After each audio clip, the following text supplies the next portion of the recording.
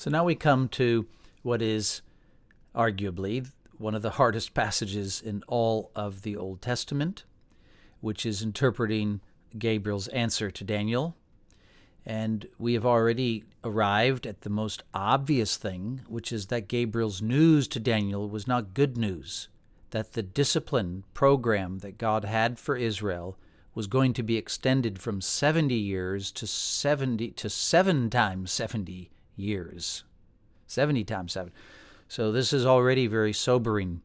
And Gabriel doesn't just leave Daniel or Israel completely in the dark about what this extension would mean, but he offers a chronicling of the phases of this discipline that would move forward toward the goal. Now, there's no question what the main goal is, because verse 24 tells us that these 77s, that this period of discipline is determined in order to put an end to rebellion and so on, to bring in perpetual righteousness and so on. So it's clear that all of this discipline is going to be aimed at the grand restoration of the city of Jerusalem and of the people of Israel.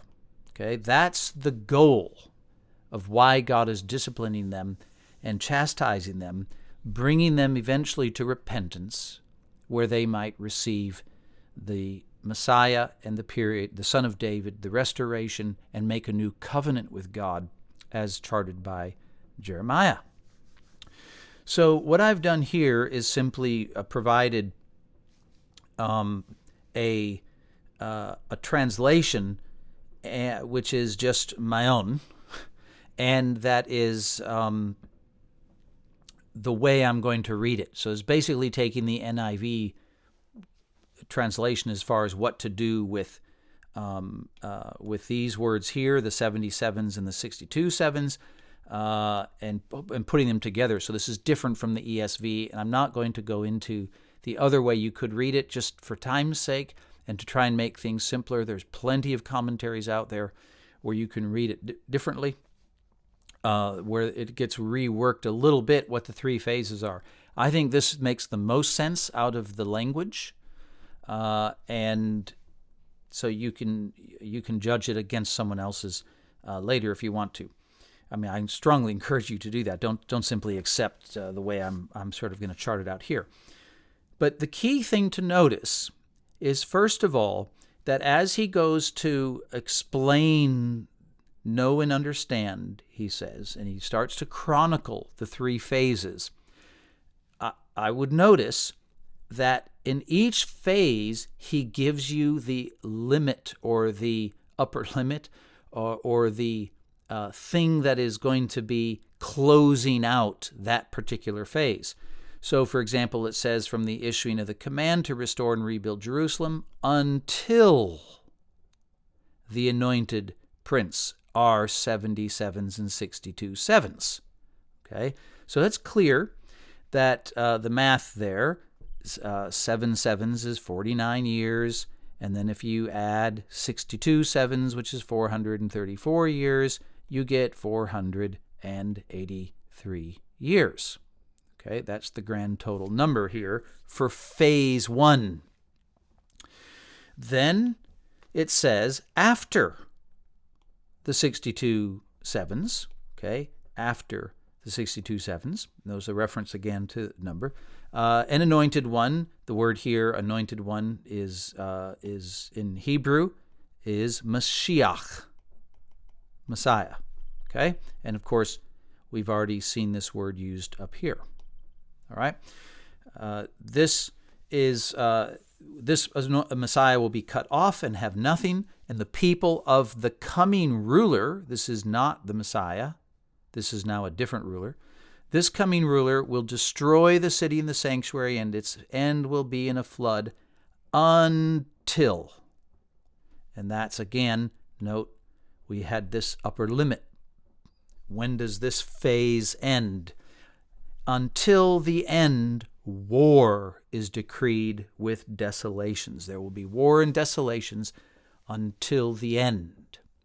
Okay, so that is that phase. And then the third phase, he will confirm a covenant, that is the ruler, the coming ruler, a covenant with the multitude 417. And here we get another reference to the time frame. Note, in each case, we're referencing our phases, chronological phases. But in the middle of the 7, he will halt sacrifices and offerings. On the wing of abominations will come a desolator until. And once again, we have a reference to the limit, until the decreed annihilation is poured out on the desolator. And it's clear there, isn't it? If the desolator is causing all these problems at the time of the end, well, the decreed annihilation is poured out on the desolator. So this is the end of the 490 years, right? Because it's the time when the Gentile ruler, presumably Gentile ruler, but whoever the ruler is, that's oppressing Israel and has erected this abomination of desolation in this period of for 17 years, one period of 7 years, that he is going to be at the end. Now, if you just think for a moment, you'll remember in chapter 7 of Daniel that Daniel already had a vision of how history was going to proceed through many major empires before he ever came to the time of the end. He, meaning Israel, ever came to the time of the end. And so what characterized the time of the end was that little horn who came, a ruler who oppressed Israel, persecuted Israel, and was so unprecedented historically that he triggered the final judgment of God and the coming of Messiah. So we're not surprised that this same content is being re-described here into now a more specific and precise chronology, that there is going to be this divine figure like a son of man, the Messiah, who's going to come and who is going to answer the ruler at the end at the time of the end, and will bring judgment and will pour out a judgment on the desolator. Where, of course, we're allowed to bring chapter 7 in and supplement some of the details in chapter 9, just as we're allowed to take chapter 9 and let it bring clarity and supplement some of the information we had in chapter 7. That's why there's 4 visions. They're supplementing one another. So if you just step back for a second, what you see then is this. You see stages or phases. Stage 1 here, Stage 2, Phase 2, and then Phase 3. And each of them has a time frame, and each of them has I say that, they have a time frame. Yes, they have a time associated with them, is what I should say.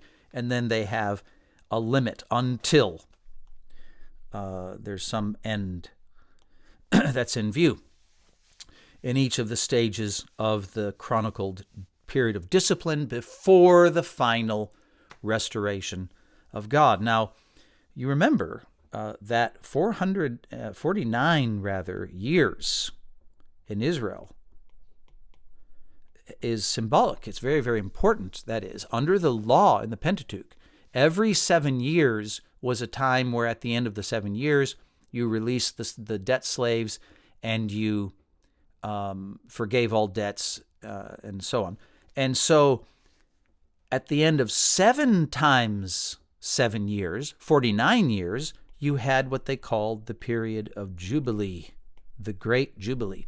Well, what we have here is 490 years. This is what you might call a grand Jubilee. At the end of this period will be the full restoration of Israel, the inauguration of the new covenant, the coming of the Son of David to rule eternally over Israel. and this Messiah will restore the whole world, not just Israel. All right, so there's these 3 stages.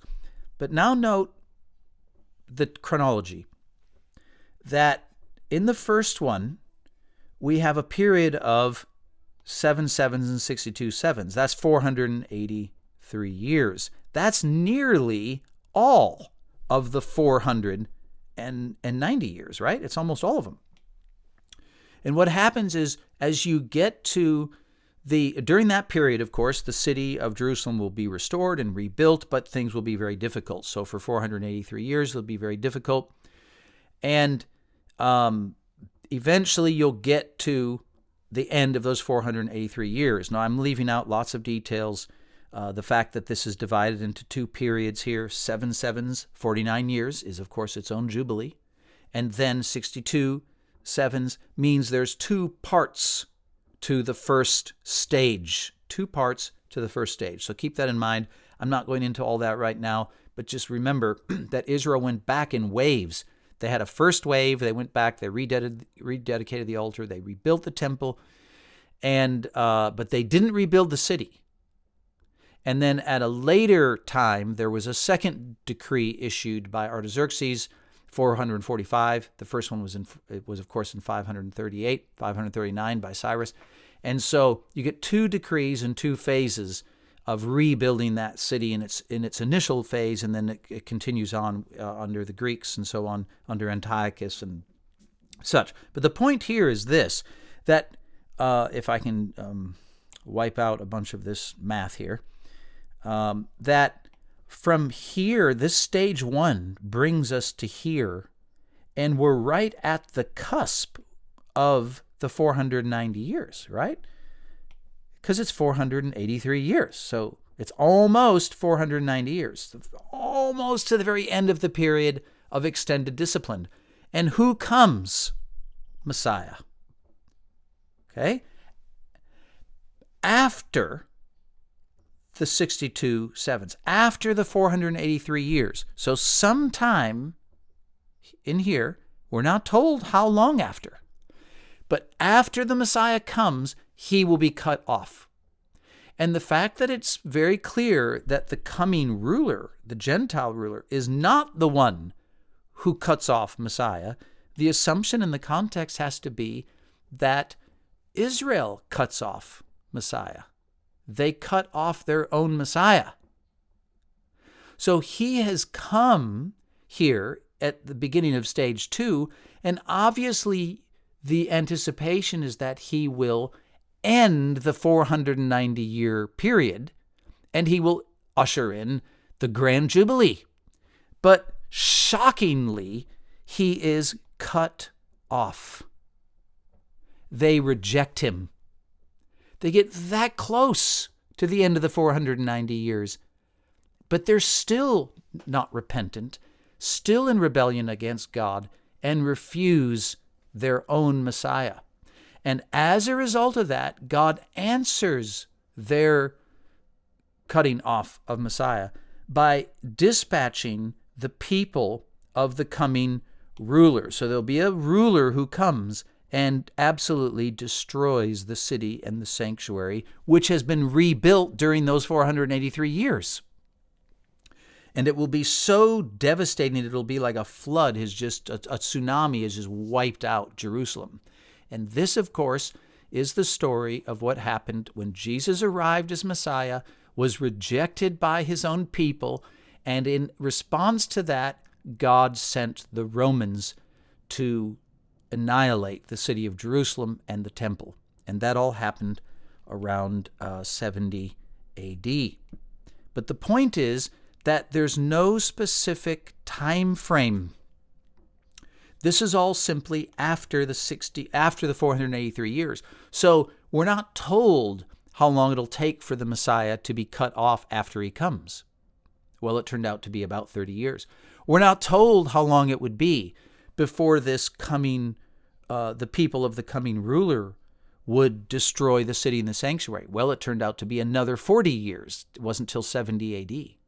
So there's no time frame there. And then it says that until the end, war is decreed. Well, how long is that?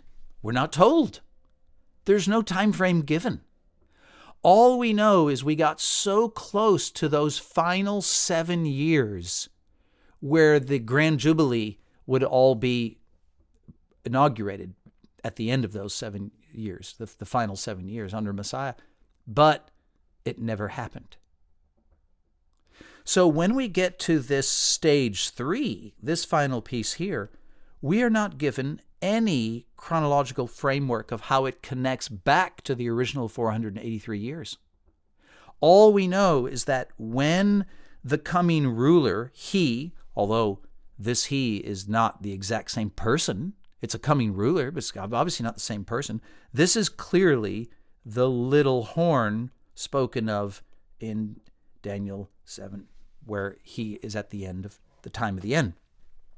Whenever he shows up, he will make a covenant with Israel for 1/7. Well, it says with the multitude to be more specific, but obviously he will, that is the final period of 7 years. And in the middle of that period of 7 years, he will halt the sacrifices and offerings. In other words, he will seem with his covenant to be helping Israel have peace and stability and be able to sacrifice and so on. But in other words, they will be re-sacrificing again at some point in the future relative to the destruction from right here. And this little horn, as we've read in the other chapters, Gabriel doesn't have to say a lot about him right here, does he? Because in this section, because we've already been told in chapters 7 and 8 so much of what he will do, Gabriel simply alludes to the things he's already described. This is the little horn who will erect this abomination against God, and then at some point, swiftly, right? It's only 7-year period. Remember earlier in chapter 8, the work of the little horn is cut short because it's so egregious and so unprecedented and difficult time of tribulation. So at the time of the end, when that little horn comes, it will be very short, his activity. And then he will be judged. The desolator, the one who's bringing desolations, will himself be desolated. All right, and then after that, of course, will be the inauguration of Israel's acceptance of the Son of David, and the grand jubilee will begin, and the new covenant will be seen in full colors. All right, so that's chapter 9. Hopefully, with all that, there's some order at least brought to it in your mind as to what's going to happen. Gabriel charts it out, chronicles it, so there's no reason we shouldn't do the same. And some of it, of course, a good bit of it has already happened, but some of it seems to be yet to come because we haven't arrived anyway, have we, at the full end of the time of the end. Now, chapter 10, when you get into chapter 10, the first thing you're going to see is this image of this extraordinary figure that is standing on the bank of the great river Tigris. Well, actually, this is describing Daniel, but then it says, I lifted up my eyes and looked, and behold, a man clothed in linen with a belt of fine gold from Uphaz around his waist, and so on. So you get this extraordinary description. There's no other description like it of any of the figures that come to Daniel. So what's going on with this figure? What do you make of this extraordinary figure? What is his role in the final vision of chapters 10, 11, and 12? Remember, chapters 10, 11, and 12 are one vision. So what's his role? Why is he extraordinary? What's he there to do? Why is he important?